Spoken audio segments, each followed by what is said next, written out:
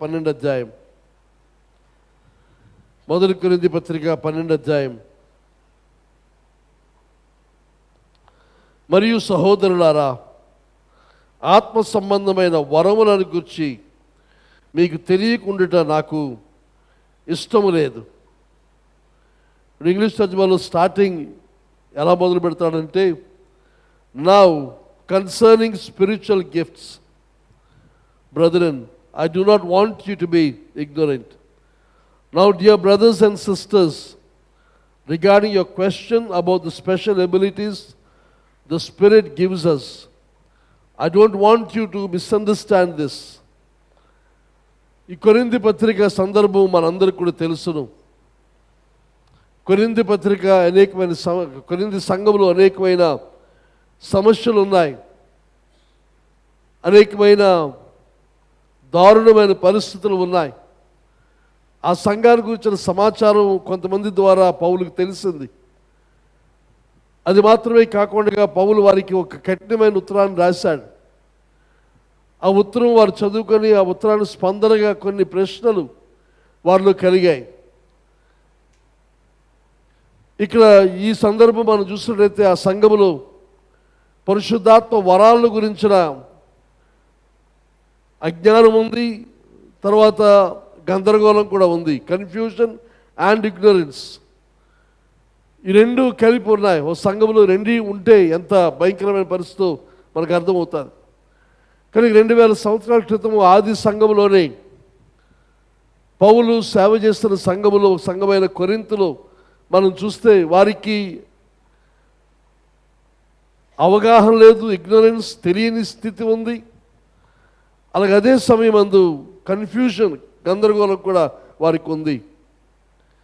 ఇక్కడ పౌలు నావు అని మొదలు పెడతాడు. ఇప్పుడు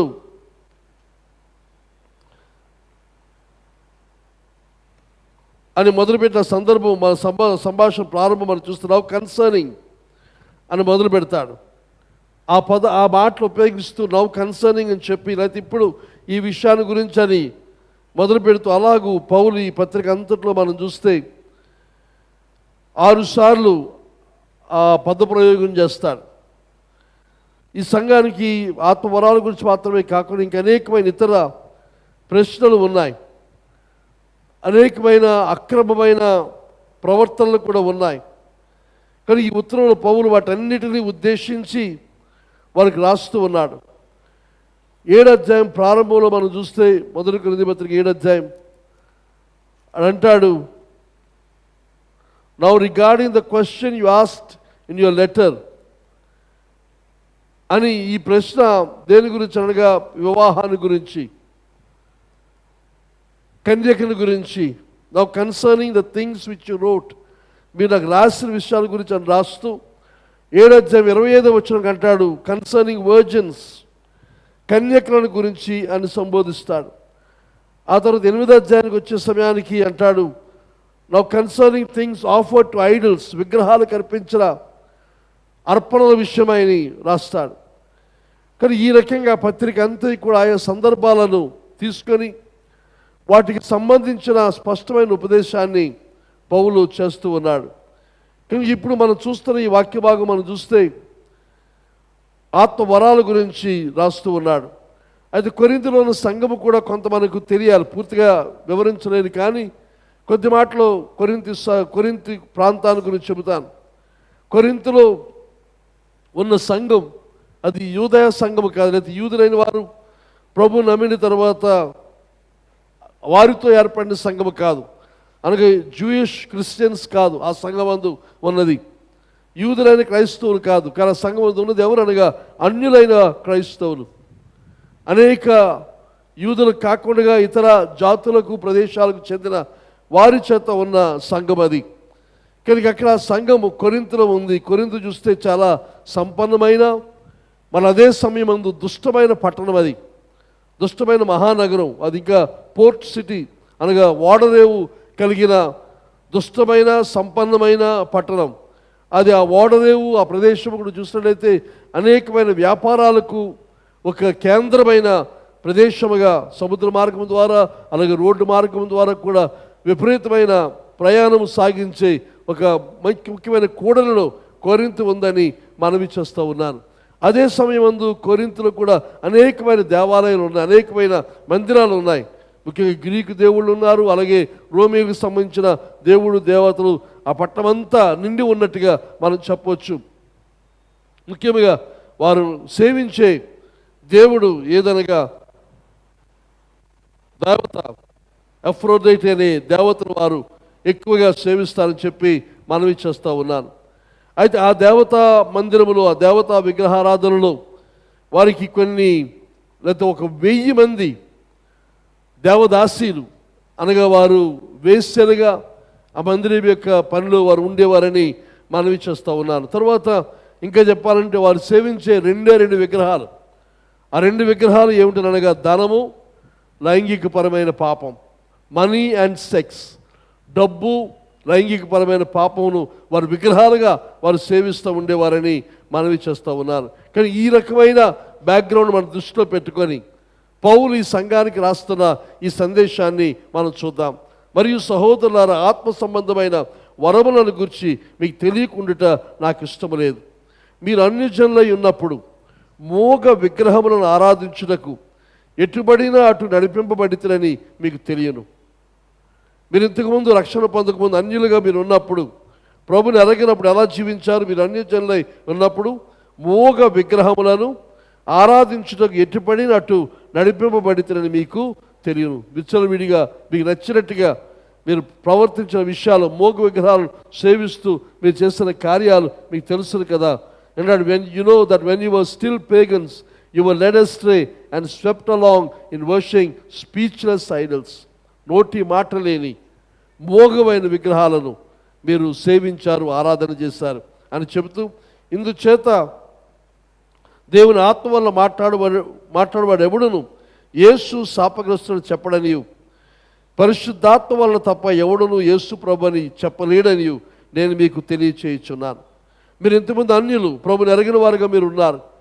ప్రభుని ఎరగని స్థితిలో మీ యొక్క, ఇంకా చెప్పాలంటే ఇంతకుముందు చెప్పుకున్నట్టుగా ఆత్మీయంగా మృతమైన స్థితిలో ఉన్న మీరు ఏం చేస్తారంటే విగ్రహాలకు మీరు సేవించారు. విగ్రహాల్లో జీవము లేదు, మాట కూడా మాట్లాడలేని ఆ విగ్రహాలు మీరు సేవించారు.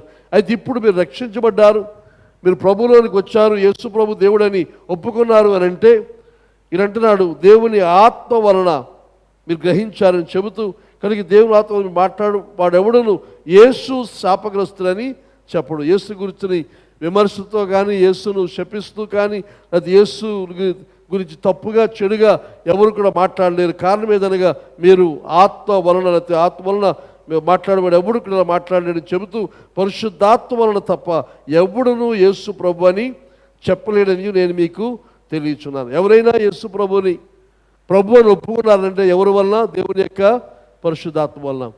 అది మీకు ఎంతవరకు అర్థమైంది? నిన్న మొన్న అదే జ్ఞాపకం చేశాను. ఏమిటి దాని అర్థం? ఏమిటి జరిగింది? ఏమిటి అది?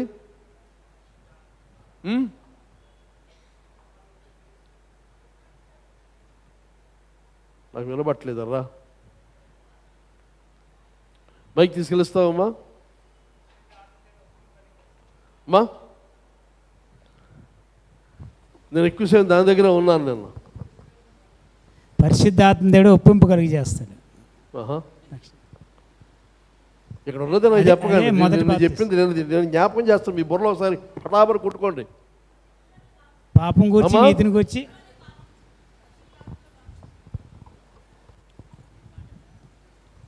క్రీస్తులోనికి బాప్తిస్మం అండి. అది నేను అంత చెప్పాను. బుర్ర కొట్టుకోమన్నారు, గుర్తు రాకపోతే ఎలాగరా? బుర్రలో ఏటుంది, ఏడు పెడుతున్నారు. మరి ఇక్కడ ఉన్నదే నాకు చెప్తున్నారు. పరిశుద్ధాత్మ వలన తప్పుడు ఎవడు యేసు ప్రభుని చెప్పలేడని. అనగా పరిశుద్ధాత్ముడు ఏం చేశారు? మనల్ని క్రీస్తులోనికి బాప్తిస్మం ఇచ్చాడు. క్రీస్తులోనికి ఎలా బాప్తిస్మం ఇచ్చాడు?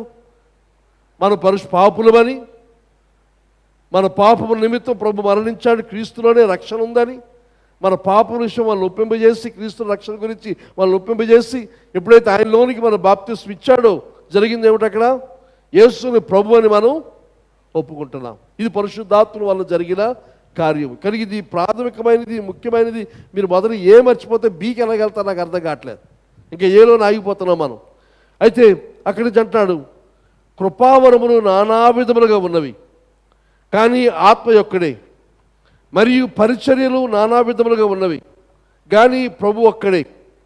నానా విధములైన కార్యములు కలవు, కానీ అందరిలోనూ అన్నిటినీ జరిగించు దేవుడు ఒక్కడే. ఇక్కడ పౌలు చెప్తున్నాడు, కృపావరములు నానా విధములు. There are diversities of gifts.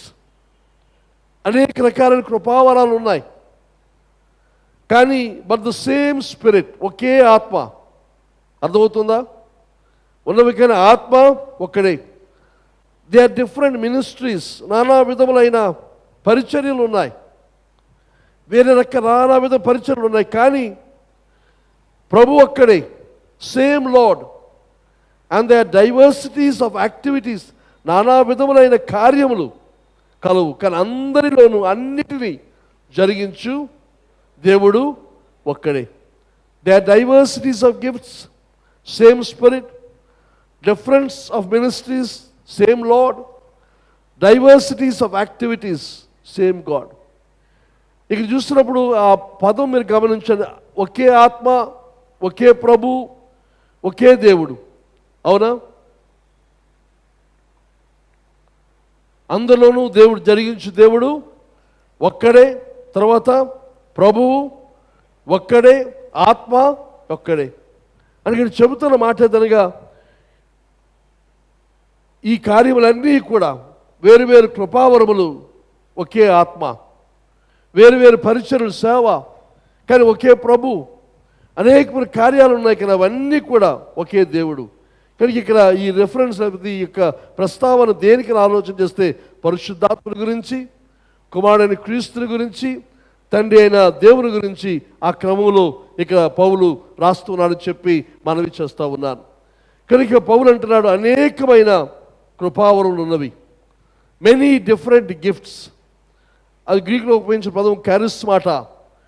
అనేకమైన కృపావరములు మనకున్నాయి.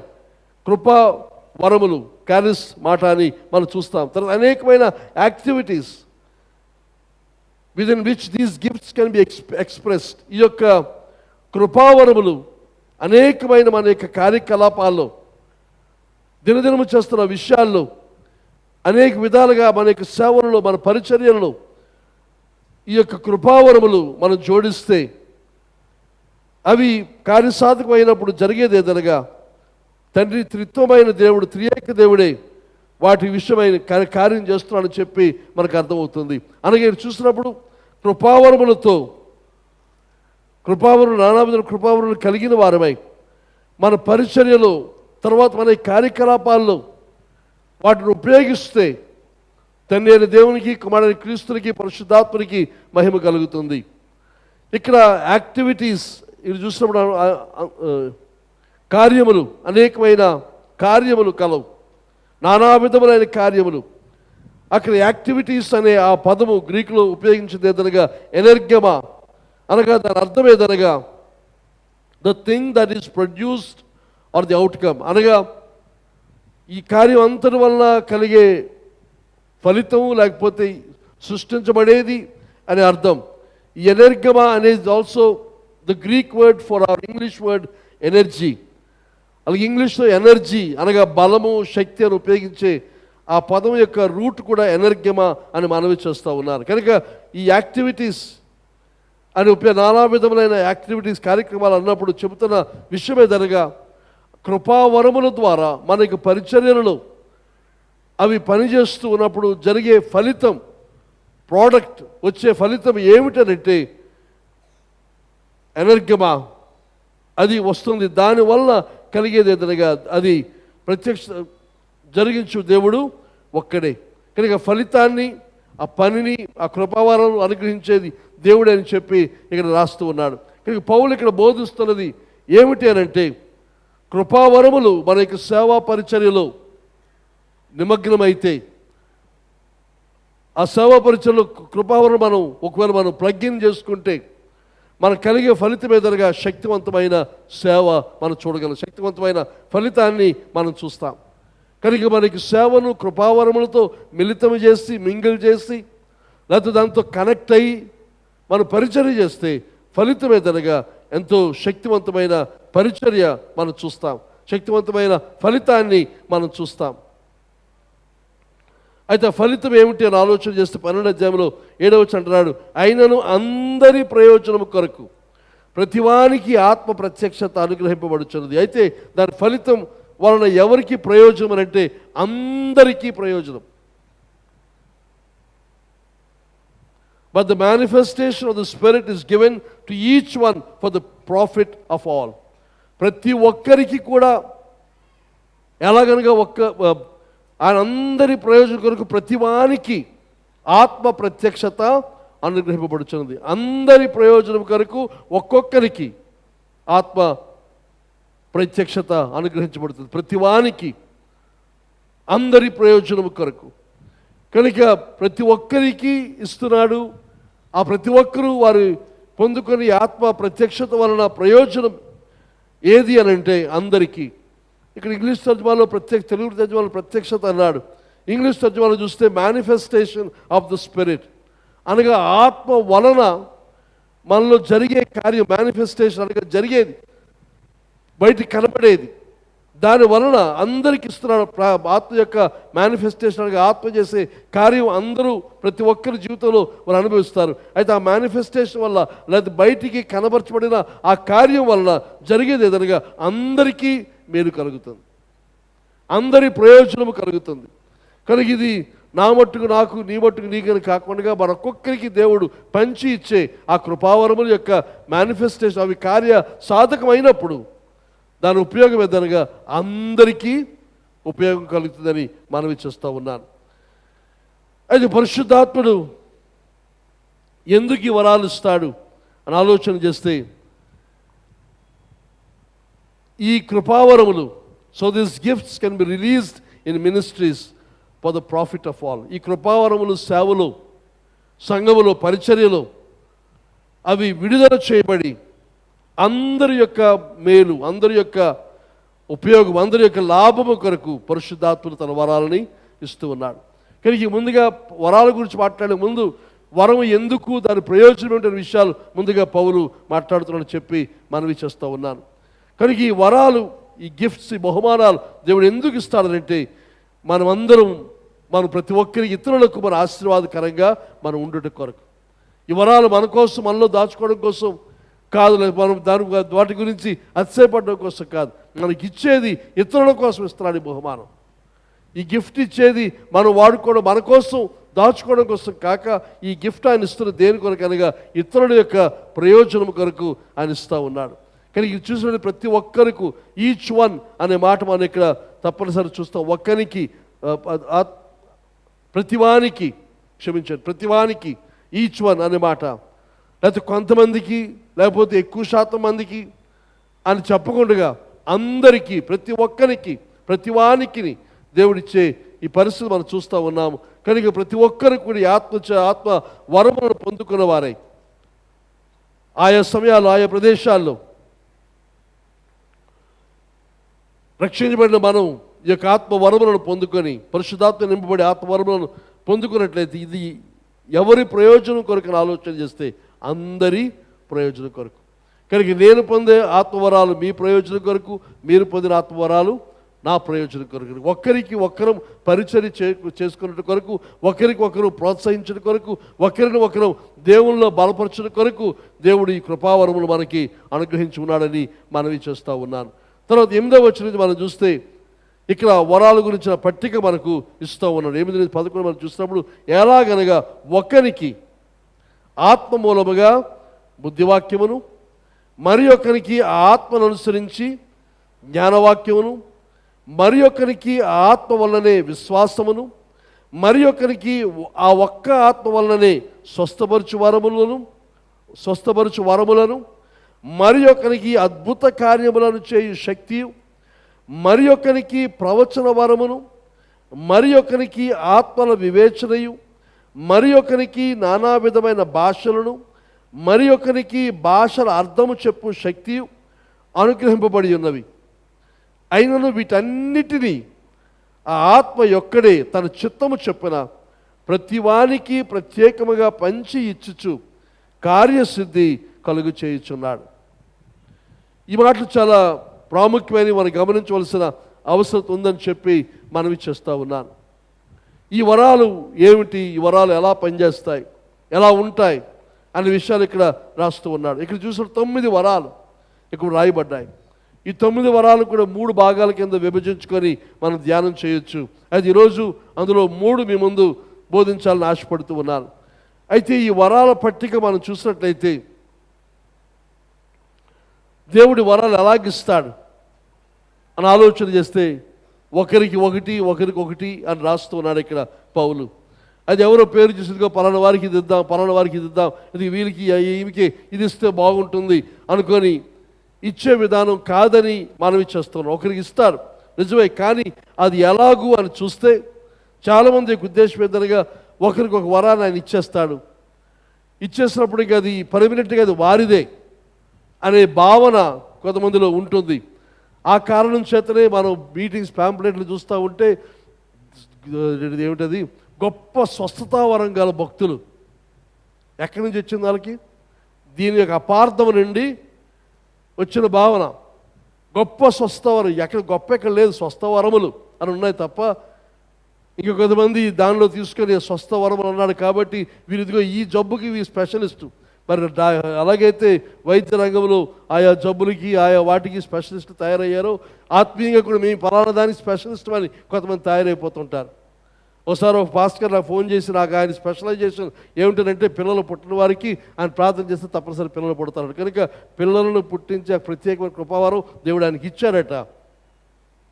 కానీ మీ సంఘంలో ఎవరైనా పిల్లలు లేని వారంటే నా దగ్గర పంపించన్నాడు ఆయన. అలా ఎక్కడైనా బైబిల్లో ఉందా? ఎక్కడి నుంచి వచ్చింది ఈ వేదాంతం, ఈ సిద్ధాంతం నాకు అర్థం కాలేదు. ఇంకా కొంతమంది ప్రవచన వరం గల భక్తులు అయితే వారు ప్రవచన వరంలో ప్రయోజనపరచబడవచ్చును, స్వస్థతలో ప్రయోజనపరచబడవచ్చును. కానీ మేము స్వస్థత వరం దేవుడు నాకు ఇచ్చేశాడు కనుక నేను స్వస్థత వరం కలిగిన పరిశుద్ధని భక్తుని అని వారు చెప్పుకోవడానికి కానీ లేకపోతే మనం ఎవరికైనా అది ఆపాదించడం కానీ సరైనది కాదని మనవి చేస్తూ ఉన్నాను. ఈ పరిశుద్ధాత్మ వరములన్నీ కూడా పరిశుద్ధాత్మనికి చెందినవి. ఈ పరిశుద్ధాత్మ యొక్క వరాలు కూడా చూసినప్పుడు ఒకరికి ఒకటి అని రకరకాల ఒకరికి అని మనం చూస్తూ ఉన్నాం. ఇందులో ఇంకొక అపార్థం కొంతమంది ఏం చేస్తారంటే ఈ 9 కృపావరాలు కూడా నాకే ఉన్నాయంటారు కొంతమంది. అది విన్నారా మీరు ఎప్పుడైనా?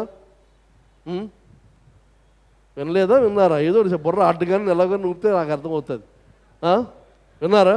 9 కృపావరాలు కూడా నేనే కలిగి ఉన్నాను. సాధారణంగా వాళ్ళు సొంతగా డబ్బా చెప్పుకుంటారు తప్ప అది నిజం కాదు.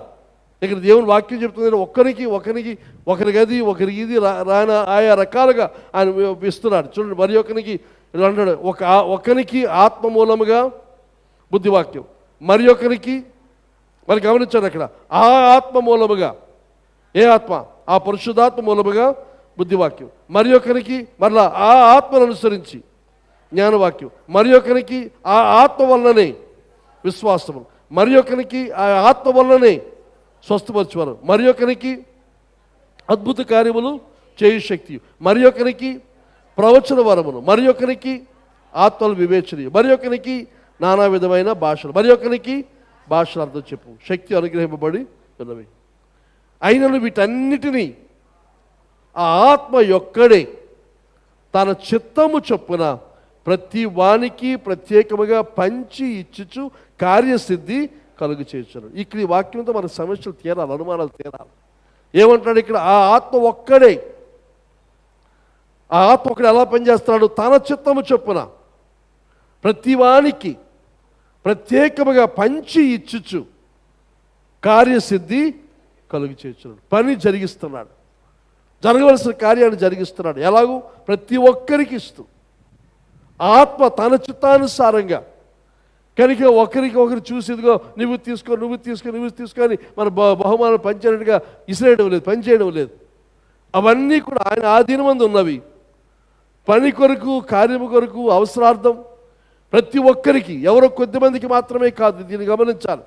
అందరికీ, ప్రతి ఒక్కరికి కూడా ఆయా కృపావరాలు అవసరాన్ని బట్టి సమయానుకూలంగా ఆయన ఇస్తారని చెప్పి మనవి చేస్తూ ఉన్నారు. ఈ వీటన్నిటి యొక్క ఓనర్ ఎవరు కలిగి ఉన్నారనగా దేవుని యొక్క పరిశుద్ధాత్ముడు ఈ వరాలన్నీ కూడా ఆయన కలిగి ఉన్నాడు. అన్ని వేళల్లో అన్ని వరాలు కూడా ఆయనవే. అయితే ఆయన he distributes to each one individually as he wills. ఆయన చిత్తమును బట్టి ఒక్కొక్కరికి ఆయన పంచి ఆయా సందర్భాల్లో ఇస్తానని చెప్పి మనం చూస్తూ ఉన్నాం. అలాగే ఈ పత్రికలో ఒక చోట పౌలు, క్షమించండి, చూడ ఎక్కడంటే 12వ అధ్యాయంలో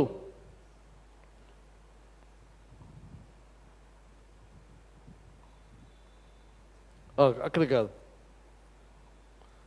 14వ అధ్యాయంలో 14:26లో పౌలు ఈ యొక్క విషయాన్ని సంక్షిప్త సమరైజ్ చేస్తూ అంటాడు, సహోదరులారా ఇప్పుడు మీలో ఏమి జరుగుతున్నది.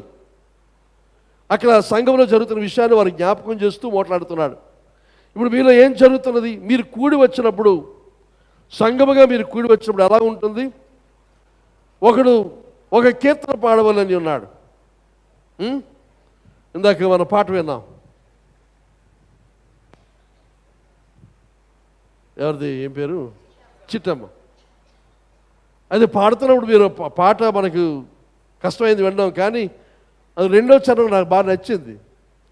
చిట్టమ్మ కంటతా ఉన్న మాటలు చెప్పగలదు, పాడతాం, మళ్ళీ పాడొద్దు, చెప్పగలిగితే మాటలు చెప్పు.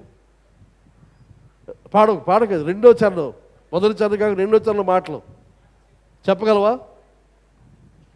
హెచ్చిపోయాము అయితే మరి తెలుగుదేద్దాంలేండి. నాకు గుర్తులేవు, గుర్తుపెట్టుకోలేదు. కానీ ఆ మాటలు నాకు ఈరోజు ఈ 20 దినాలుగా ఇలా 21 దినాలుగా మనం చేస్తున్న దానికి సరిపోయినట్టు నాకు అనిపించాయి. మీరు ఎంతమందికి ఆ మాట ఊరుకో, నీకు వినబడదు నాకు వినబడదులే. అది మనకి ఆగిపోయాను, కాస్త షటప్ అయిపోవాలా. ఎక్కడ ఉన్నాం?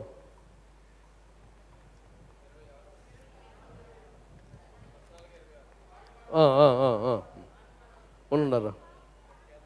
అది ఇంకా ఆగట్లేదు. మీరు కూడి వచ్చినప్పుడు ఒకడు ఒక కీర్తన పాడవాలని ఉన్నాడు. పాడడం బాగానే ఉంటుంది, కానీ ఎవరు, చిట్టమ్మ వాయించగలిగారు, కీబోర్డ్ వాయించగలిగారు, ఇది కూడా వాయించగలిగారు. కానీ పర్లేదు, మాటలు మనకి సరిగ్గా స్వరం ఏ తేడా వచ్చింది. కానీ మీరు ఒకటి కీర్తన పాడవాలని ఉన్నారు. అది పాడాలని ఉన్నప్పుడు మీరు బాగా పాడగలిగితే మంచిదే కదా. మరి ఒకడు బోధింపవలని ఉన్నాడు. మరి ఒకడు తనకు బయలుపరచబడినది ప్రకటన చేయవలని ఉన్నాడు.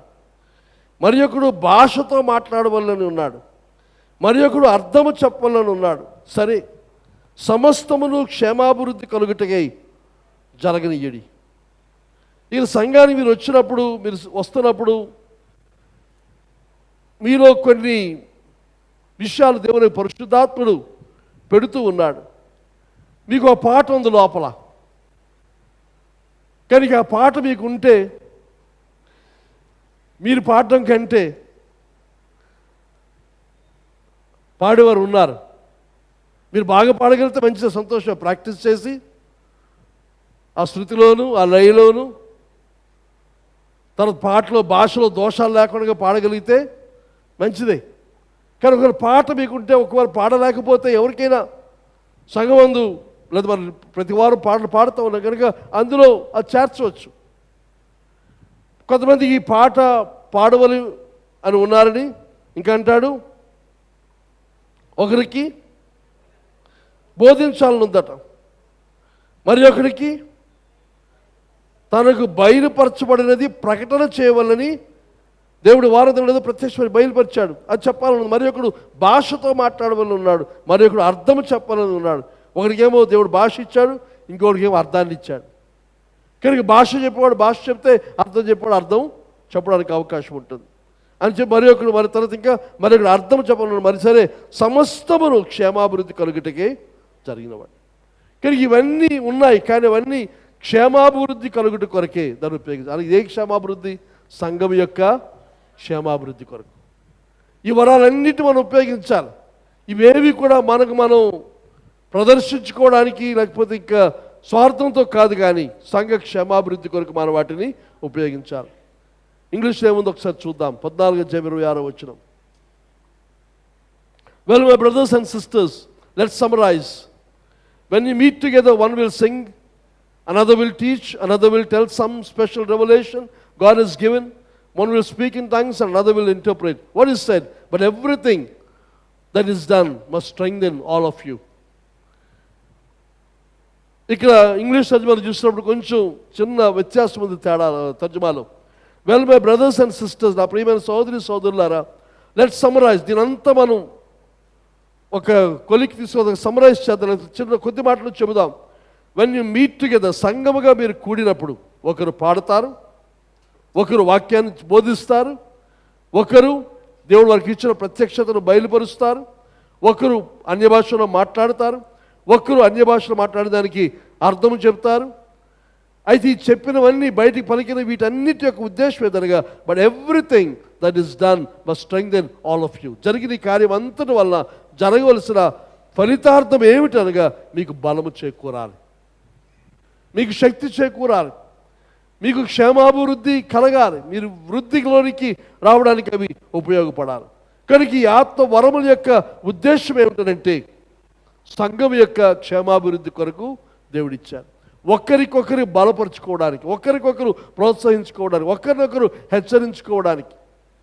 కనుక ఇది అందరికీ, ఎవరో ఒక్కరో ఇద్దరు ఈ పని అంతా చేయడం కాక అందరము కూడా ఆ పని చేయవలసిన అవసరం ఉందని మనవి చేస్తూ ఉన్నాను. కనుక ఈ సందేశం, the obvious message here is that each person may come with all that Paul mentions. ప్రతి వ్యక్తి కూడా అందరితో కలిసి వచ్చినప్పుడు ఒక కీర్తన, బోధ, భాష, ప్రత్యక్షత, భావము ఇవన్నీ తీసుకొని అందరము ప్రతి ఒక్కరు వీటి కొరకు సిద్ధపడిన వారే వచ్చి అందరి ప్రయోజనం కొరకు ఒక క్రమాన్ని అనుసరించి ఏ రకమైన అలజడి లేకుండా మీరు చేయవలసి ఉందని చెప్పి పౌలు చెప్తారు. ఇక తర్వాత దాన్ని ఎలాగూ క్రమంగా వినియోగించాలో పౌలు మాట్లాడతాడు.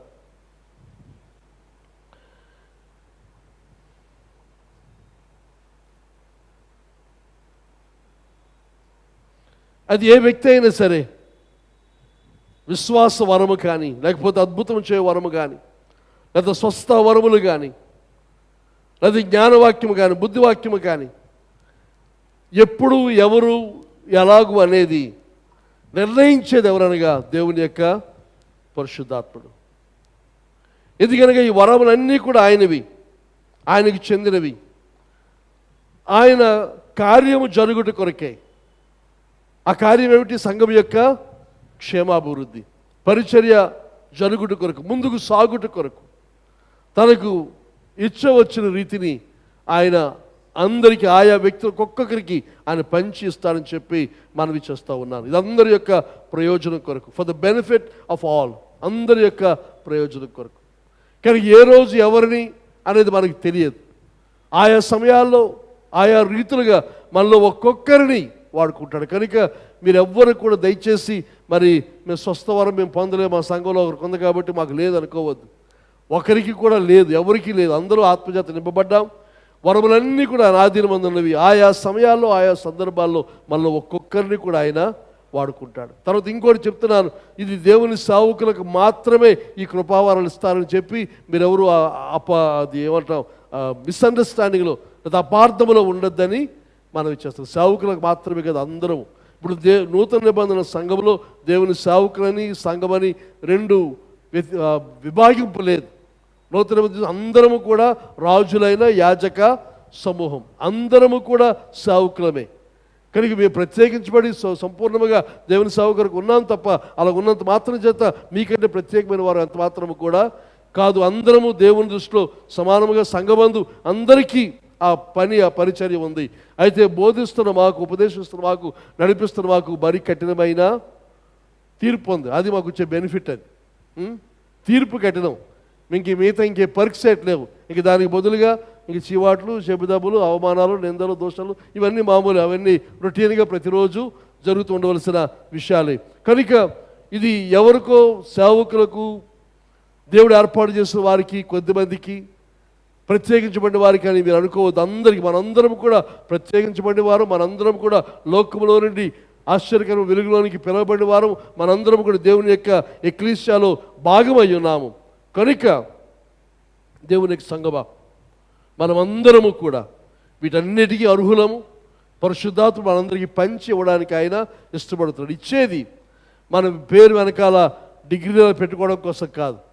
ఆ పరిచర్య మనం ఉపయోగించి, ఆ వరాన్ని మనం ఉపయోగించి ఇతరులకు ఇంకొకరికి మనం మేలు చేసే వారంగా ఉండాలి. దానికి ప్రయోజనం సంఘమంతరికి క్షేమాభివృద్ధి, సంఘమంతరికి బలం, ఒకరికొకరు ప్రోత్సాహంగా ఉండడం కొరకు ఇచ్చాడు. సరే, వరాల్లోకి వెళ్దాం. 8వ వచనం, ఎలాగనగా ఒకరికి ఆత్మ మూలముగా బుద్ధివాక్యమును, మరి ఒకరికి ఆత్మ మూలముగా, మరి ఒకరికి ఆత్మను అనుసరించి జ్ఞానవాక్యమును. ముందు బుద్ధివాక్యం అని చూద్దాం. ఆత్మ మూలముగా బుద్ధివాక్యం, అది ఇంగ్లీష్లో ఏమన్నాడు దాన్ని?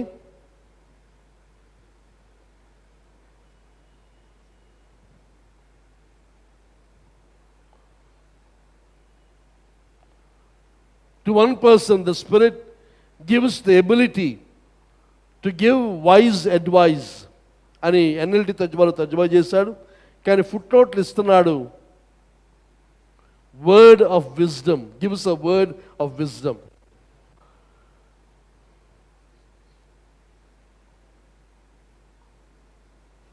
బుద్ధివాక్యం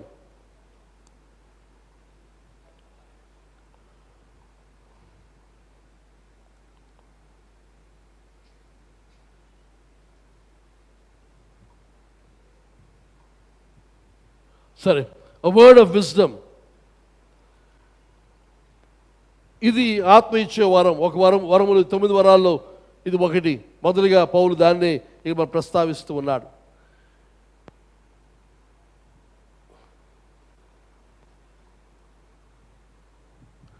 ఈ బుద్ధివాక్యం యొక్క విశేషం ఏమిటంటే, సరైన సమయానికి, అవసరమైన సమయానికి ఆయనిచ్చే బుద్ధి, జ్ఞానము కలిగిన, విజ్డమ్ కలిగిన ఒక వాక్యాన్ని మనకు అనుగ్రహిస్తాడు. యేసు ప్రభు ఈ బుద్ధివాక్యమందు ఆయన సేవా జీవితం అంతలో పరిచయం చేసినట్టుగా మనం చూడవచ్చు. ఆయా సందర్భాల్లో కొంతమంది ప్రభుని విమర్శిస్తూ, లేకపోతే ప్రభుని ఏదో విధము చేత మాటల్లో చిక్కబట్టుకొని ఆయనపై పై చేయి సాధించాలని వారు చాలా ప్రయత్నాలు చేస్తారు. సద్దుకైలు, పరిసయ్యులు వీరందరూ. తర్వాత ఇంకోసారి మనం చూస్తే వాక్యం మనం చూస్తాం సువార్తల్లో, ఒకసారి వీరితో పాటు పరిసయ్యులు, సద్దుకైలతో పాటుగా హేరోదీయులు, అనగా వీరు హేరోదు ఆ రాజులకు సంబంధించిన వారందరూ కూడా ఆలోచన చేసి ప్రభు దగ్గరికి వస్తారు. ఒక ప్రశ్న, ఏమిటి ఆ ప్రశ్న అంటే, పన్ను కట్టడం సరైనదా కాదా అని ప్రశ్నించినప్పుడు ఇక్కడ వారు అనుకున్నారు, ఆ 3 గుంపుల వారు కూడా, ఇద్దరు 2 పార్టీల వారు కూడా అనుకున్నారు, తప్పనిసరిగా ఇక్కడ వారు దొరికిపోయాడు ప్రభు అని. అయితే ప్రభు అక్కడ చెప్పిన పని ఏదనగా, ఆయన దేవుడు ఆయనకి ఇచ్చిన ఆ బుద్ధివాక్యం, ఆ స్పిరిట్, ఆ వర్డ్ ఆఫ్ విజ్డమ్ ఏదనగా, మీ దగ్గర నాణ్యం ఉంటే తీసుకుని అన్నాడు. నాణాన్ని చూపించి ఎవరి ముద్ర ఉంది అన్నప్పుడు ప్రభు చెప్పాడు, హేరోదికి ఇవ్వండి, దేవునికి ఇవ్వండి. 2 గుంపుల వారికి కూడా నోరెత్తడానికి వీలు లేకుండా జవాబు చెప్పాడు. అలాంటి సందర్భాలు చాలాసార్లు ప్రభు జీవితంలో సంభవించాయి. అవన్నీ ఎలా చేయగలిగాడు అని ఆలోచన చేస్తే, దేవుని యొక్క పరిశుద్ధాత్మని యొక్క ఆ వరము, ఆ బుద్ధివాక్యం వాళ్ళకి కలిగిందని మనవి చేస్తూ ఉన్నాను. మత్తయి సువార్త 17వ అధ్యాయం, ఇంకో సందర్భం మనం చూద్దాం. మత్తయి సువార్త 17వ అధ్యాయం 27వ వచనం, లేకపోతే ఆ సందర్భం చూస్తే 24 నుంచి మనం చూస్తాం. 24 నుంచి చూస్తే 17వ అధ్యాయం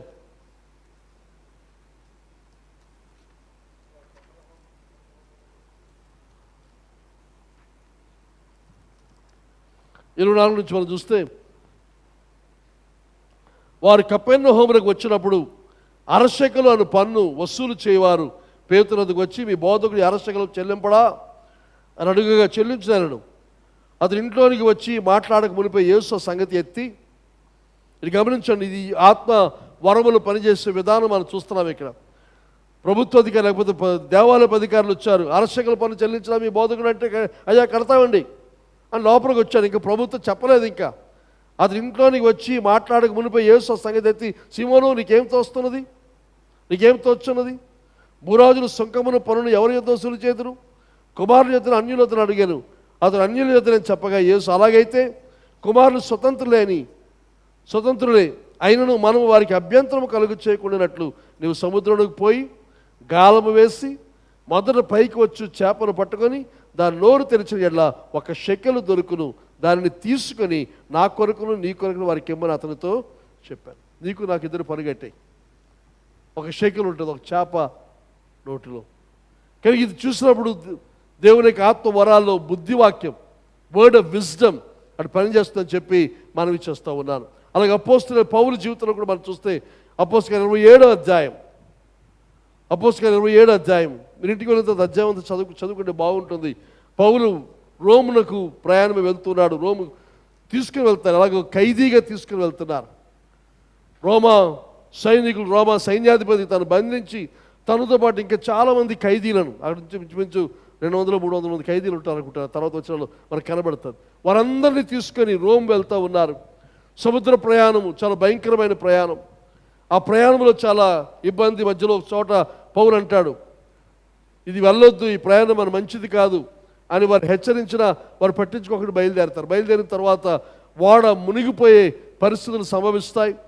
ఆ ఓడ నావికులు వారు ఏం చేస్తారంటే రోమా యొక్క సైన్యము తర్వాత ఈ ఖైదీలు వారందరినీ ఆ ఓడలో ఉంచేసి వారు బట్టుకు వారు తప్పించుకొని పోవడానికి ఓడ నావికులు ప్రయత్నం చేస్తారు. కారణం ఎదురుగా ఓడ మునిగిపోతుంది, అప్పటికే సామానంతా ఖాళీ చేసేసారు, ఇంకా ఓడ మిగలదు, మన ప్రాణాలు కూడా దక్కవు, కనుక ప్రాణాలు దక్కించుకుందామని చెప్పి వారు ఒక లంగరు వేస్తున్నట్టుగా ఒక పడవను దించేసి కిందకు వెళ్ళిపోదామని, వారు తప్పించుకొని పారిపోదామని ప్రయత్నం చేస్తూ ఉంటే దేవుడు ఆ విషయాన్ని, ఆ బుద్ధివాక్యాన్ని, వర్డ్ ఆఫ్ విజ్డమ్ని పౌలుకి ఇచ్చి, పౌలు సైనికులతో సైన్యాధిపతితో అంటున్నాడు, వారు ఒకవేళ దిగిపోతే మనము అందరం చనిపోతాం, కానీ వారు దిక్కుండా మీరు ఆపండి, మనం అందరం కూడా బ్రతికుంటాం అని మాట చెప్తాడు. అపోస్తలుల 27వ అధ్యాయం 30-32 వచనాల్లో ఆ మాట, ఆ అధ్యాయం అంతా చదివితే మీకు పూర్తిగా అర్థమవుతుంది. 30 వచనం అంటాడు, అయితే ఓడ విడిచి పారిపోవాలని చూచి తాము అనివిలో నుండి లంగరులు వేయబోనట్టుగా సముద్రంలో పడవ దింపి వేసిరి. అందుకు పౌలు, వీరు ఓడలో ఉంటేనే కానీ మీరు తప్పించుకోలేరని శతాధిపతితోనూ సైనికులతో చెప్పారు. వెంటనే సైనికులు పడవ తాళాలను కోసి దాన్ని కొట్టుకొని పోనిచ్చిరి.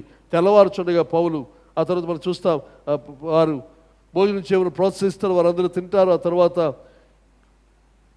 కనుక లంగర్లు తాళు కోసి వాటి సముద్రం విడిచిపెట్టి 40 వచనం, చుక్కాళ్ళు కట్లు విప్పి ముందరి తెరచాప గాలికి సరిగా దరికి నడిపించరు. కానీ 2 ప్రవాహములు కలిసిన స్థలమందు చిక్కుకొని ఓడను మెట్ట పట్టించిరి. అందువలన అవి అనివి కూరుకొని పోయి కదలకి ఉండేను. అమరము ఆ దెబ్బకు బద్దలైపోసాగాను. ఖైదీలలో ఎవడును ఈదుకొని పారిపోకున్నట్లు వారిని చంపవాలని సైనికులకు ఆలోచన పుట్టాను. కానీ శతాధిపతి సౌలును రక్షపను ఉద్దేశించి వారి ఆలోచన కొనసాగనీయక మొదలు ఈదగల వారు సముద్రంలో దుమికి దరికి పోవాలని కడమ వారిలో కొందరు పలకల మీదను కొందరు ఓడ చెక్కల మీదను పోవాలని ఆజ్ఞాపించి ఇలాగ అందరూ తప్పించుకొనిరి.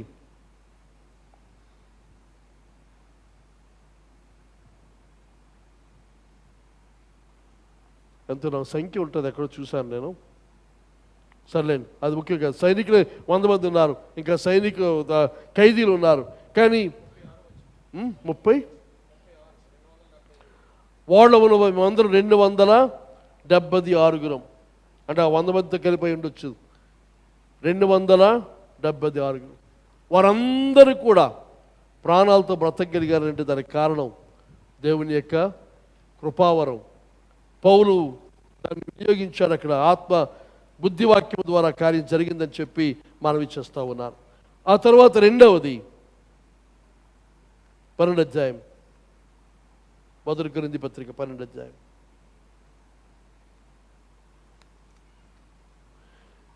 ఇప్పుడు నేను ఇవన్నీ పూర్తిగా వివరించలేదు, వీళ్ళంత వరకు తక్కువలో వెళ్ళాలని ఆశించి ఉపోద్ఘాతం కింద చెబుతూ ఉన్నారు. తర్వాత దేవుని చిత్తం మీద ఎప్పుడైనా మనం ఇంకా లోతుకు చూడొచ్చు. అయితే 12 అంటాడు, ఎలాగైనగా 12 1 కొరింథీ పత్రిక కదా మరి ఒకనికి 8వ వచనం, ఎలాగైనా ఒక ఆత్మనుగా బుద్ధివాక్యమును, మరి ఒకనికి ఆత్మను అనుసరించిన జ్ఞానవాక్యమును. వర్డ్ ఆఫ్ నాలెడ్జ్, జ్ఞానవాక్యం. మొదటిది బుద్ధివాక్యం, రెండవది జ్ఞానవాక్యం. ఇవి పనిలో కార్యములు ఎలాగుంటాయి? ఒక సావుకుని జీవితంలో చదివానిది. అతడు, ఇది అమెరికాలో సంఘటన ఇది.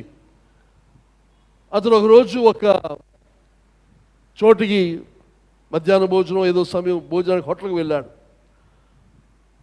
అక్కడ వారు ఉంటుండగా ఇంకొక జంట వచ్చారు.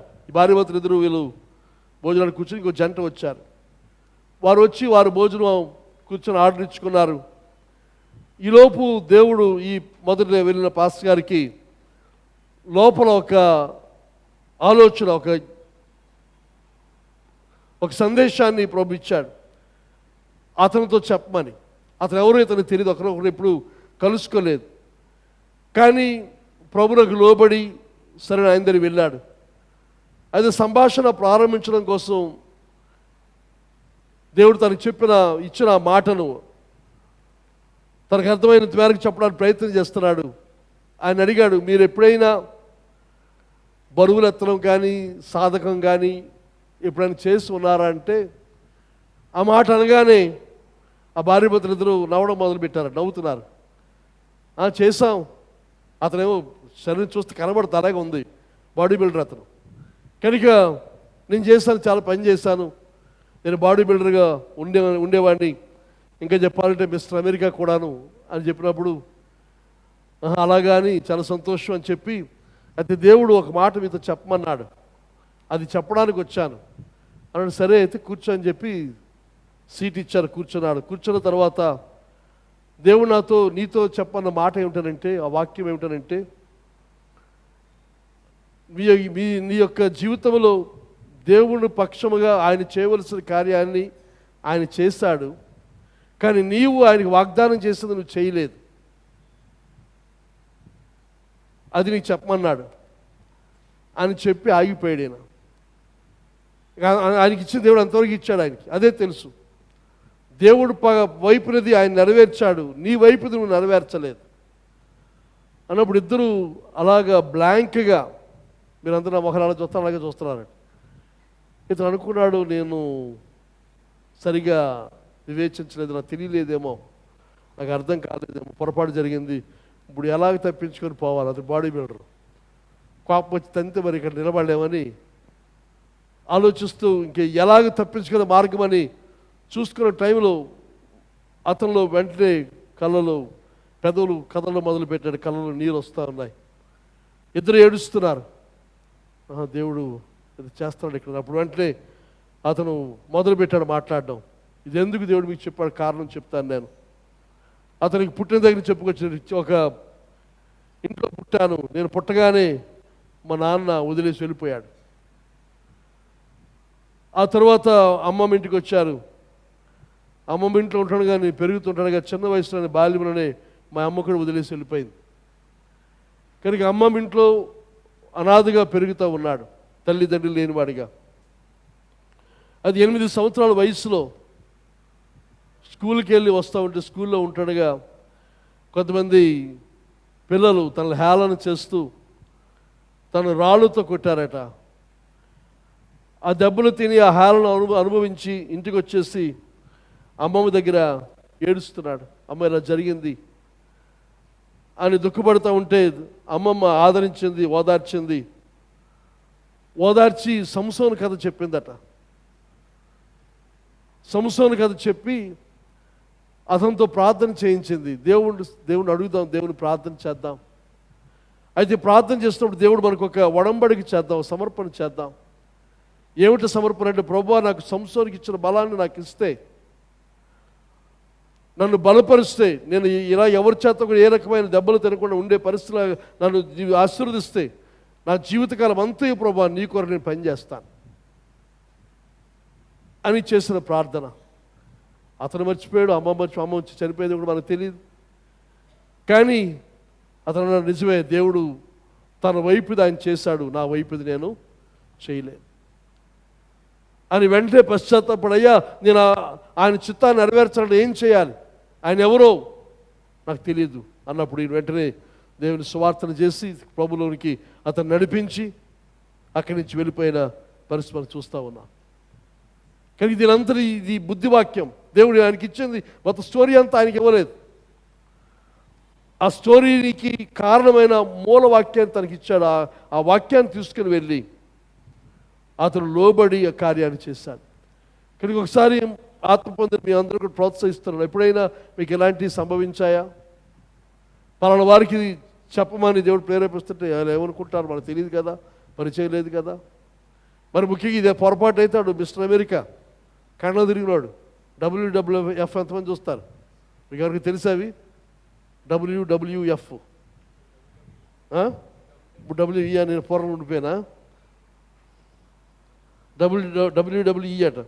అలాంటి వాటితో మనం జాగ్రత్తగా ఉంటాం కదా. కానీ అయితే యేసు ప్రభు ఈ యొక్క బుద్ధివాక్యం లేకపోతే జ్ఞానవాక్యం అనే కృపావరం, ది వర్డ్ ఆఫ్ నాలెడ్జ్లో ప్రభు ఎక్కువగా పనిచేసే సంగతి మనం చూస్తాం. ఉదాహరణకి యోహాను స్వార్త 14వ అధ్యాయం. యోహాను స్వార్త 14వ అధ్యాయం 14వ అధ్యాయం ఏముంటుంది చెప్పండి? 14వ అధ్యాయం ఏముంటుంది? అది కాదండి, 17వ వచనం చూస్తే యోహాను స్వార్త 14 కాదు, క్షమించండి, సమరయ స్త్రీ గురించి కావాలి నాకు. 14వ అధ్యాయం కాదు, అది 4వ అధ్యాయమా? 4వ అధ్యాయం అనుకుంటాను. సమరయ స్త్రీది 4లో, అది నేను తప్పు రాసుకున్నాను ఇక్కడ. 4 బదులు 14 రాసుకున్నాను, క్షమించండి. I became a fool. 4వ అధ్యాయం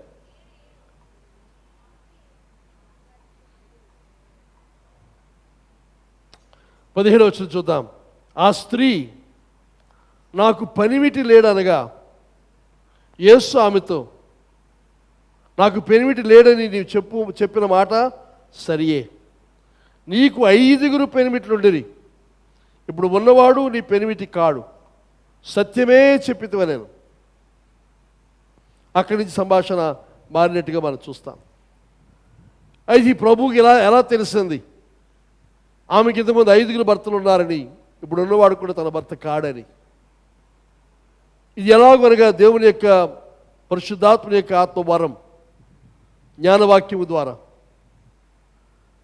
చాలామంది అనుకునేది ఎదురుగా ఆయన దేవుడు కాబట్టి చెప్పగలిగాడు. కాదండి, ప్రభు ఈ లోకమందు ఆయన 33.5 సంవత్సరాలు చేసిన పరిచర్య కాలంలో ఆయన దేవత్వాన్ని ఉపయోగించుకోలేకపోతే, దేవత్వంలో ఉన్న ఆ లక్షణాన్ని ఉపయోగించుకొని ఆయన సేవ చేయలేదు. ఫిలిప్పీ పత్రికలో మనం చూస్తాము, ఆయన తను తాను రిక్తునిగా చేసుకొని ఈ భూలోకానికి వచ్చాడు. కానీ ఈ భూలోకం చేసిన ఏ కార్యమైనా సరే తనకి దేవత్వం యొక్క శక్తితో బలముతో ఆయన పని చేయలేదు. ఈ భూలోకమందు సంపూర్ణ మానవుడిగా ఆయన జీవించి సంపూర్ణ మానవునిగానే పనిచేశాడు.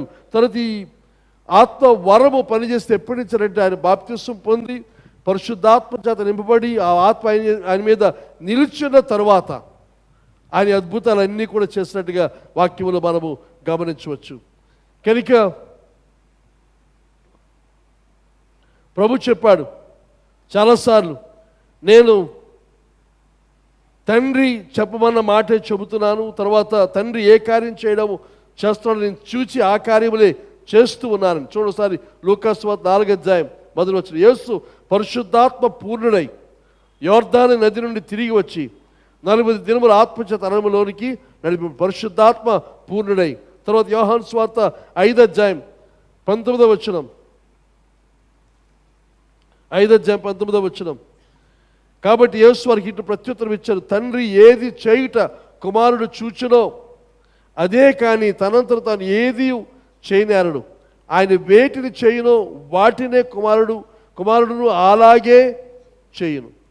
తర్వాత ఇంకా చూస్తే 8వ అధ్యాయం 28వ వచనం. 8:28. కావున యేసు మీరు మనుష్య కుమారుని పైకెత్తడం నేనే ఆయనని నా అంతా నేనే ఏమీ చేయక తండ్రి నాకు నేర్పినట్లు ఈ సంగతులు మాట్లాడుచున్నానని మీరు గ్రహించెదరు. నన్ను పంపినవాడు నాకు తోడై ఉన్నాడు, ఆయనకి ఇష్టమైన కార్యం నేను ఎల్లప్పుడూ చేయుదును, కనుక ఆయన నన్ను ఒంటరిగా విడిచిపెట్టదని చెప్పాను. కనుక ప్రభువు చెప్పమన్నవి ఆయన చేస్తున్నవి వాటిని చూస్తూ మాత్రమే ప్రభువు చేస్తున్న సంగతి మనం గమనించవలసిందిగా మనవి చేస్తూ ఉన్నాను. కనుక ఇవి చూసిన ప్రభు తను తాను సంపూర్తిగా పరిశుద్ధాత్మకు సమర్పించుకున్నవాడై ఆత్మ తనకిచ్చిన ఈ కృపావరాన్ని అనుసరించి ఆత్మ మూలముగా బుద్ధి జ్ఞానవాక్యాన్ని ఆయన ఇక్కడ సమరయ స్త్రీని గురించి తెలియజేసిన సంగతి మనం చూస్తూ ఉన్నాం. అయితే సమరయ స్త్రీకి ఈ విషయం తెలియచేయడం వల్ల ఉద్దేశం ఏమిటని ఆలోచన చేస్తే ఆమెను కించపరచడానికో లేకపోతే ఆమెను బాధపరచడానికో లేదా ఆమెను అవమానించడం కోసం ఎంతమాత్రం కూడా కాదు. ఆమెలోని విషయం తెలియపరచడానికి గల ఉద్దేశం ఏదనగా ఆమె ఆయన ఎవరో గ్రహించడానికి, తర్వాత ఆమె అక్కడి నుంచి సంభాషణ మారి ఆయన మెస్సయ్య అనే అవగాహనలోనికి ఆమె వచ్చిన కొరకు పరిశుద్ధాత్ముడు పరమ యేసుక్రీస్తు ద్వారా ఆ వరం ఉపయోగించే సంగతి మనం చూస్తూ ఉన్నాం. కనుక పరిశుద్ధాత్ముని ద్వారా మనకి ఎవరి గురించి అయినా జ్ఞానవాక్యం మనకిస్తే అది వారిని అవమానపరచడానికి, కించపరచడానికి కాదు, లేకపోతే వారి దేవుని నుంచి దూరంగా తొలగించడం కోసం కాదు. ఇందా మనం చెప్పుకున్న ఆ వృత్తాంతాన్ని అనుసరించి ఇది దేని కొరకు అనగా ప్రభు యొక్క మహిమ, తర్వాత ప్రభుకు సమీపంగా తీసుకొని రావడం కోసం అని మనవి చేస్తూ ఉన్నారు. కనుక ఆమెను ఇబ్బంది పెట్టడం కోసం కాక ఆమెకు కళ్ళు తెరవడం కోసం దేవుని విషయం ఇంకా చెప్పుకున్నట్టుగా అతను మర్చిపోయాడు. అమ్మమ్మ ఒడిలో దేవునికి చేస్తున్న వాగ్దానం, 8 సంవత్సరాల వయసులో చేస్తున్న వాగ్దానం మర్చిపోయాడు ఆయన. కానీ దేవుని యొక్క ఆత్మ జ్ఞాపకం చేస్తున్న విధానాన్ని మనం అక్కడ చూస్తూ ఉన్నాం. ఆ తర్వాత ఈ 2 వరాలు అయ్యాయి. 3వ వరం 1 కొరింథీ పత్రిక 12వ అధ్యాయం. ఆ తర్వాత కాకుండా నేను 8వ వచనానికి వెళ్తున్నాను. 12వ అధ్యాయం 8వ వచనం, 8 నుండి 11 చూద్దాం.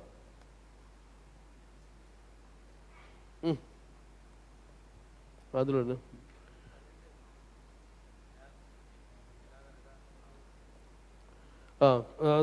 ఆత్మ స్వస్థపరిచి వారు మరి ఒకరికి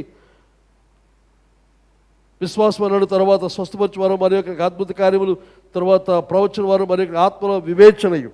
ఈ వరాన్ని చెప్పాలని ఆశిస్తున్నాను. మరి ఒకరికి 10వ వచనం ఆత్మల వివేచనయు. మరి ఒకరికి ఆత్మల వివేచన, ఇంగ్లీష్లో discerning of spirit. Discerning of spirit. ఈ ఆత్మవరములో ఇమిడి ఉన్న విషయం ఏదనంటే వివేచన, ఆత్మల వివేచన. మామూలు సాధారణమైన వివేచన కాదు, ఆత్మల గురించిన వివేచన. ఏదైనా కార్యం జరుగుతూ ఉంటే పరిశుద్ధాత్మ కార్యమా లేదా పరిశుద్ధాత్మనికి కాకుండా ఇది దుష్టాత్మ యొక్క కార్యమా, దురాత్మల కార్యమా లేకపోతే దేవుని యొక్క ఆత్మ కార్యమా అని వివేచించగలిగిన కృపావరం ఇది. కానీ కొన్నిసార్లు కొంతమంది అద్భుతం ఏం జరిగినా అది ఆత్మ అని భావిస్తూ ఉంటారు. కొన్నిసార్లు దురాత్ముడు కూడా, సైతాను కూడా కొన్ని కార్యాలు చేస్తూ ఉంటాడు. కనుక ఈ వరం యొక్క ప్రయోజనం ఏదనగా సంఘములు ఏదైనా జరుగుతూ ఉన్నప్పుడు ఆ వివేచించగలిగిన ఆ డిసర్నింగ్ ఆఫ్ స్పిరిట్స్, ఏ ఆత్మలు అనేది వివేచించడానికి అది దయ్యపాత్మ లేకపోతే దేవుని ఆత్మ అనేది వివేచన పనికొస్తుంది, ఉపయోగపడుతుందని చెప్పి దానికి భారము పని అది అని చెప్పి మనవి చేస్తూ ఉన్నాను. ఎందుకనగా లోకమందు చాలా దయ్యపాత్మలు ఉన్నాయి.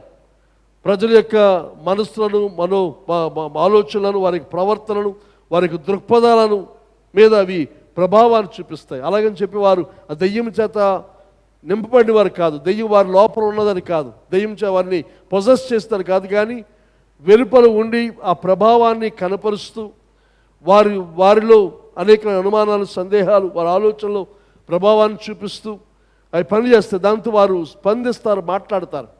అయితే అవి ఎక్కడి నుంచి వచ్చింది, ఎవరి వలన అని వివేచించిన కొరకు ఈ ఆత్మ ఈ యొక్క వరము ఉపయోగపడుతుందని మనవి చేస్తూ ఉన్నాను. ఉదాహరణకి పేతురు గురించి ప్రభు ముందే చెప్తాడు, ఇది పరలోకము దేవుడిని బయలుపరచని చెప్తాడు. కానీ తర్వాత సిలువ గురించి మాట్లాడుతున్న పేతురు వ్యతిరేకిస్తూ ఉంటే అది సంపూర్తిగా సాతాను వెనక్కి అంటే పేతురుగా సాతాను అన్నది పేతురు ప్రేరేపిస్తున్నా ఆ సాతాను దానికి పేతురు లోనైపోయాడు. లోనేపోయినాడు, తానే ఆ గద్దెంపును పొందిన పరిస్థితిని మనం ఇక్కడ చూస్తూ ఉన్నాం. కనుక ఇక్కడ ఈ కృపావరం ఆత్మల వివేచించు కృపావరం అని చెప్పి మనవి చేస్తూ ఉన్నాను. అయితే కొంతమంది ఈ కృపావరానికి ఒక అపార్థం, అదేమనుకుంటారు, గిఫ్ట్ ఆఫ్ డిసర్న్మెంట్ అంటే వివేచన వరం అంటారు కూడా. వివేచన వరం కాదది. వివేచన వరం అంటూ ప్రత్యేకంగా ఏమీ లేదని మనవి చేస్తాం. ఆత్మ వరములో వివేచన వరం అంటే ఏమీ లేదు.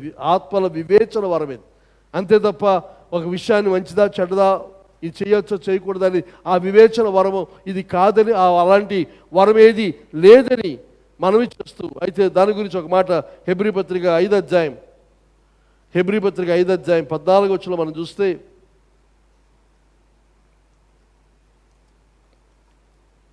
ఐదో అధ్యాయం 14,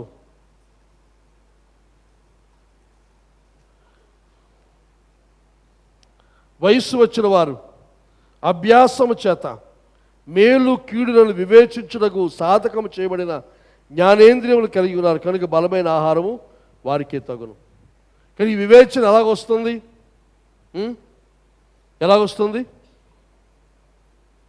వయస్సు వచ్చిన వారు, కింద ఫుట్ నోట్లో పరిపూర్ణులు అనగా పరిణితి చెందిన వారు, వయస్సు వచ్చిన వారు అభ్యాసము చేత మేలు కీడులను వివేచించుటకు సాధకము చేయబడిన జ్ఞానేంద్రియములు కలిగింది. మేలు వయస్సును బట్టి, అనుభవాన్ని బట్టి ఆ వివేచన మీకు వస్తా తప్ప ఆత్మ వరములలో ఆ వివేచన లేదు. ఇక్కడ వివేచన ఏమిటది?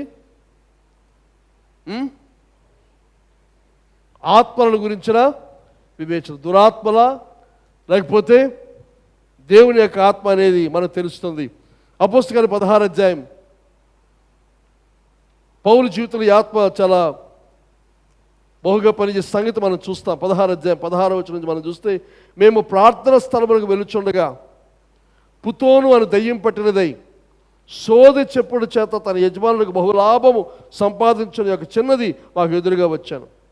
ఆమె పౌలును మమ్మల్ని వెంబడించి, ఈ మనుషులు సర్వోన్నతులైన దేవుని దాసులు, వీరు మీకు రక్షణ మార్గం ప్రచురించే వారై ఉన్నారని కేకలు వేసి చెప్పాను. ఆమె ఈలాగు అనేక దినములు చేయించున్నది కనుక పౌలు వ్యాకులపడి దాని వైపు తిరిగి, నీవీమెను వదిలిపోమని యేసుక్రీస్తు నామమున ఆజ్ఞాపించుచున్నానని ఆ దయ్యముతో చెప్పాను. వెంటనే అది ఆమెను వదిలిపోయాను. ఓ దయ్యాన్ని వదిలిపెట్టిన సందర్భం, ఆ దయ్యమని దురాత్మని దేవుని ఆత్మ కాదని పౌలు వివేచన, పౌలుకి ఆత్మ ఆ దెయ్యముల గురించిన వివేచన, ఆత్మల గురించిన వివేచన ప్రభు అనుగ్రహించాడు. అయితే పౌలుకి ఇది ఎలా తెలిసింది? ఇది చూసినప్పుడు ఆ స్త్రీ లేకపోతే ఆమె చేస్తున్న పని ఏమిటి? వారు ఎక్కడికి వెళ్తే వారి వెనకాల వెళ్తుంది, వెనకాల కేకలు వేస్తుంది. దేవుని కేకలు వేస్తుంది, మమ్మల్ని వెంబడిస్తుంది. ఈ మనుషులు సర్వోన్నతులైన దేవుని దాసులు. కానీ సరైన సాక్ష్యమే చెప్తుంది కదా, వీరు దేవుని సేవకులు. తర్వాత వీరు మీకు రక్షణ మార్గము ప్రచురించు వారై ఉన్నారు. వీరు మీకు రక్షణ మార్గాన్ని చూపిస్తున్నారు, దీన్ని ప్రచారం చేస్తున్నారు అని చూసినప్పుడు ఈ మాటలు చూస్తే సత్యమే చెబుతుంది, వీరికి బలాన్నే చేకూరుస్తుంది. కానీ పౌలు గ్రహించింది ఏదనగా, ఇది దేవుని ఆత్మ కాదు, దురాత్మ. కనుక ఇక్కడ పౌలు నిర్ణయించుకున్నది ఏదనగా, ఒక దురాత్మ యొక్క సర్టిఫికేట్తో, లైసెన్స్తో, లేకపోతే దాని యొక్క ప్రచారముతో నేను ముందుకు సాగను. లేదంటే చూసినట్టు కొంతకాలానికి ఇప్పుడు ఆ అమ్మాయి చేస్తున్న పని ఏమిటంటే, దెయ్యం పట్టింది, పుతోను దెయ్యం పట్టింది, సోది చెప్తుంది, భవిష్యత్తు చెప్తుంది, జాతకాలు చెప్తుంది. కనుక చాలామంది ఆ దేశం, ఆ ప్రాంతమందు దాన్ని అనుభవిస్తూ ఉన్నారు. అయితే అదే సమయం వీరి వెనకాల వస్తూ వీరిని ప్రచారం చేస్తుంది. అయితే అది ఒకవేళ పౌలు దానికి అది ఆ ఆత్మ ఏమిటో తను గ్రహించకపోతే జరిగేది ఏదనగా, చుట్టూ ఉన్నవారు ఈమె వీళ్ళు అందరూ ఒకటే అనమాట, వీళ్ళందరూ ఒకే దేవుడికి చెందినవారు అనమాట, ఇదంతా ఒకటే టీం అనమాట అనుకునే ప్రమాదం ఉంది. కానీ పౌలు కొంతకాలం సహించాడు. కానీ తనకు అవగాహన కలిగిన వెంటనే చేసిన పని, దాన్ని గద్దించగల దెయ్యం ఆమెను వదిలి పోయిన సంగతి మనం చూస్తూ ఉన్నాం. కనుక దెయ్యాలతో మన సేవ గురించిన సాక్ష్యం చెప్పించుకోవడం సరైనది కదా, అవసరం లేనిది. వాటితో మనం పాలుభాగం కూడా అవసరం లేదు. కనుక ఈ పౌలు ఆత్మల వివేచన కలవాడు. ఇది దెయ్యపు ఆత్మ లేకపోతే దేవుని ఆత్మ అనేది మనం వివేచించవలసిన అవసరం ఉంది. చాలామంది చాలా సందర్భాల్లో ఈ దెయ్యాలు వెలగొట్టే ఈ పనిలో పరిచయం చేసినప్పుడు చాలాసార్లు జరిగే ప్రమాదం ఏదనగా సైతాను దేవుని ఆత్మ వలె వేషం వేసే సందర్భాలు ఉన్నాయి. అవి మనం జాగ్రత్త వహించవలసిన అవసరం ఉంది. సమయం అయిపోయింది కనుక మనకి ఇక్కడితో ఆపుదాం. మరలా రేపు ఉదయం మళ్ళీ ఆరాధన ఉంటుంది, రేపు రాత్రి ఉండదు. మరలా సోమవారం రాత్రి మనం కలుసుకుంటాం. సోమవారం నుండి ఒక 3 రోజులంతో పరిశుద్ధాత్మ గురించిన విషయాలు మాట్లాడి వీలైతే ఎఫెసీ పత్రిక